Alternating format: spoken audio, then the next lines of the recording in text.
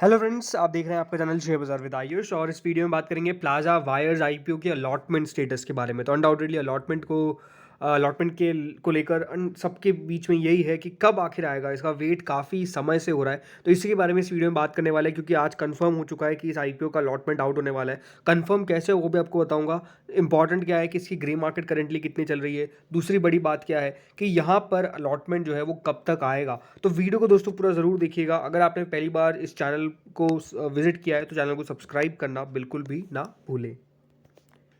So friends, plaza wires के allotment को लेकर अनडाउटेडली काफ़ी सारे स्पेकुलेशन लगे कि कब अलॉटमेंट आएगा, क्योंकि किसी को कोई कंफर्म डेट पता ही नहीं थी। और अपने आप में देखिए, जब से सेबी का एक नया रूल निकल कर आया है तब से कोई कंपनीज T+1 में ही अलॉटमेंट दे देती है, और कुछ कंपनीज अभी भी है प्लाजा वायर्स जैसी जो T+3 में अलॉटमेंट दे रही है। इसका मतलब क्या है कि बेसिकली इस कंपनी ने T+3 ले रखा है। इसका मतलब ये आईपीओ के क्लोज होने के 3 दिन बाद अलॉटमेंट देंगे और उसके 3 दिन बाद बाजार में लिस्टिंग करवाएंगे। यानी इसकी लिस्टिंग जो है वो आपको T+6 पे होती हुई देखने को मिलेगी, जो 13 अक्टूबर के आसपास रहेगा। इसका मतलब ये कि प्लाजा वायर्स की लिस्टिंग में काफ़ी समय है। देखिए, अपने आप में काफ़ी क्वेश्चन मुझसे पूछा जाते हैं कि क्या ये सही है T+3 T+6। अभी याद रखिएगा, सीबी का जो नियम है वो मैंडेटरी नहीं है।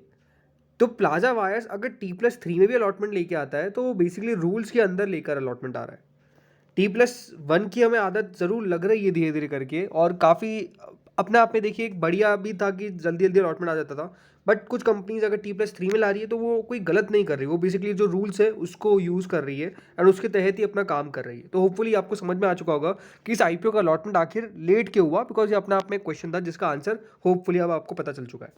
अब दोस्तों, जिनको भी अगर आज अलॉटमेंट मिल जाता है, अनडाउटेडली सबको सबसे तो बेस्ट विशेस कि आपको अलॉटमेंट मिल जाए। बट अगर आपको आज अलॉटमेंट मिलता है तो 54 रुपीज़ पर शेयर के हिसाब से आपको अलॉटमेंट मिलेगा। टोटल मिलाकर 277 शेयर आपको मिलेंगे एक लॉट के अंदर।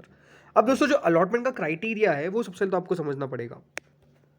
जो अलॉटमेंट का क्राइटेरिया है वो कुछ इस हिसाब से अलॉटमेंट में रिटेल के अंदर। तो 374.81 टाइम दोस्तों ये इशू सब्सक्राइब हुआ था।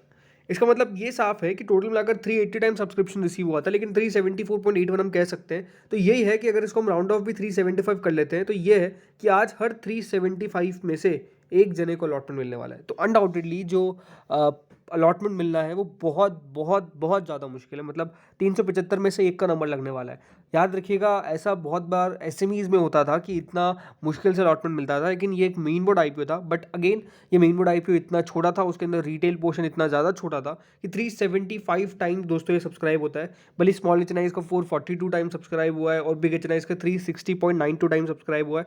तो अलॉटमेंट मिलना कोई सी भी कैटेगरी के अंदर कुछ आसान नहीं है। बट अगर आपको अलॉटमेंट मिल जाता है तो अनडाउटेडली आपकी बहुत अच्छी किस्मत है कि आपको ये आईपीओ का अलॉटमेंट मिल गया है। अब दोस्तों, बात करते हैं कि अलॉटमेंट किस तरीके से चेक करना है। तो पहली जो दोस्तों वेबसाइट है वो है बीएसई की। तो बीएसई की वेबसाइट पे आपको जाना है, मैं आपको लिंक डिस्क्रिप्शन में दे दूंगा। सबसे पहले यहाँ पे आपको जाना है और इक्विटी पे क्लिक कर देना है। इक्विटी पे क्लिक करने के बाद दोस्तों आपके ऑप्शंस कुछ आएंगे, इसमें आपको प्लाजा वायर सेलेक्ट करना है। जैसे मैं सिलेक्ट कर लेता हूँ प्लाजा वायर्स। तो देखिए, प्लाजा वायर्स मैंने सिलेक्ट कर लिया है। अब दोस्तों, प्लाजा वायर सेलेक्ट करने के बाद आपको मौका मिलेगा, या तो आप अपना एप्लीकेशन नंबर डालिए या तो आप अपना पैन नंबर डालिए। इन दोनों में से कोई तो एक आपके पास पक्का होगा। पैन नंबर तो अनडाउटेडली होगा ही होगा। तो पैन नंबर आपको फिल कर देना है और उसके बाद I am not a robot पे क्लिक कर देना है। उसके बाद सर्च पे जाना है। अब यहाँ पर हो सकता है कि आपको दिखाए नो रिकॉर्ड फाउंड, ऐसा कुछ दिखाए कि नो रिकॉर्ड।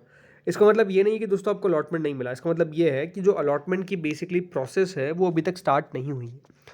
आपको मैं बता देता हूँ दोस्तों, जो अलॉटमेंट होता है वो मेजरली 3:30 बजे के बाद ही होता है। ये तो पक्का पता ही होगा आपको।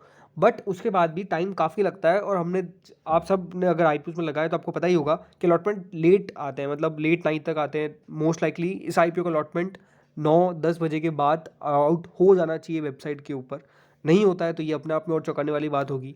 बट जैसे मैंने कहा कि इसका अलॉटमेंट आउट हो जाना चाहिए 9-10 बजे के आसपास। उससे पहले आपके पास अगर बैंक की तरफ से कोई मैसेज आता है कि आपका पैसा डेबिट हुआ है तो इसका मतलब आपको अलॉटमेंट मिल गया है, या आपका कोई यूपीआई मैंडेट एक्सेप्ट हो जाता है, यानी यूपीआई मैंडेट कंफर्म हो जाता है, तो इसका मतलब ये भी है कि आपको अलॉटमेंट आ गया। और अगर कोई रिवोक भी हो जाता है तो इसका मतलब ये है कि आपका अलॉटमेंट नहीं आया है।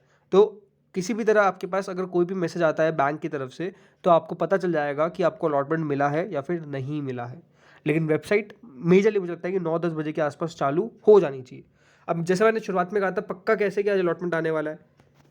तो फ्रेंड्स इसका रजिस्ट्रार है के फिनटेक, और के फिनटेक में होता क्या है कि जब भी कोई अलॉटमेंट आने वाला होता है तो वो अपकमिंग में डालता है, लेकिन कोई आईपीओ का अलॉटमेंट अगर उसी दिन आने वाला है तो वो आईपीओ का जो अलॉटमेंट है वो अपकमिंग से रीसेंट अलॉटमेंट में आ जाता है। तो जैसे मैं रीसेंट अलॉटमेंट पे क्लिक करूंगा, यहाँ पे आपको देखने को मिलेगा प्लाजा वायर्स दिखा रहा है और लिस्टिंग दिखा रहा है 13/10 को। इसका मतलब क्या है कि अलॉटमेंट इस आईपीओ का आज ही आने वाला है और 13/10 को इस आईपीओ की बाजार में लिस्टिंग होती हुई नजर आएगी। वेबसाइट पे अगर मैं जाता हूँ तो वेबसाइट पे अभी भी शो नहीं कर रहा है कोई भी नाम, जैसे कि लास्ट जो इस पे शो कर रहा है वो JSW इंफ्रास्ट्रक्चर का कर रहा है। सो मैंने उस पर क्लिक कर दिया है। अब इसके पास यहाँ पर आप में 3 ऑप्शन है, एप्लीकेशन नंबर, डीमैट अकाउंट या फिर पैन नंबर। इन तीनों में से कोई भी आप एक डाल दीजिए और उस पर क्लिक कर दीजिए और उसके बाद आपको बस कैप्चा डालना है यहाँ पर और सबमिट कर देना है। जैसे ही दोस्तों अलॉटमेंट आउट होगा मैं आपको कम्युनिटी पे अपडेट कर दूंगा। तो बस चैनल को सब्सक्राइब और नोटिफिकेशन बेल को प्रेस, सबसे इंपॉर्टेंट है नोटिफिकेशन बेल को प्रेस करके रखिएगा ताकि आपको सबसे पहले इसका अपडेट मिल सके। अगर अलॉटमेंट जैसे आउट होगा वैसे आपको चैनल पर पता चल जाएगा। तो दोस्तों इस वीडियो में इतना ही था। होपफुली आपको वीडियो बढ़िया लगा होगा। इसकी ग्रे मार्केट के बारे में अगर थोड़ी चर्चा कर लेते हैं। जो इसकी ग्रे मार्केट है वो करेंटली 23 रुपीज़ चल रही है। मतलब 23 रुपीज़ मतलब ये कि 43% तक के प्रीमियम पर इस आईपीओ की लिस्टिंग है। अब देखना ये है कि कितने ऊपर ये लिस्ट हो पाता है। इस वीडियो में इतना ही था। Thank you friends for watching.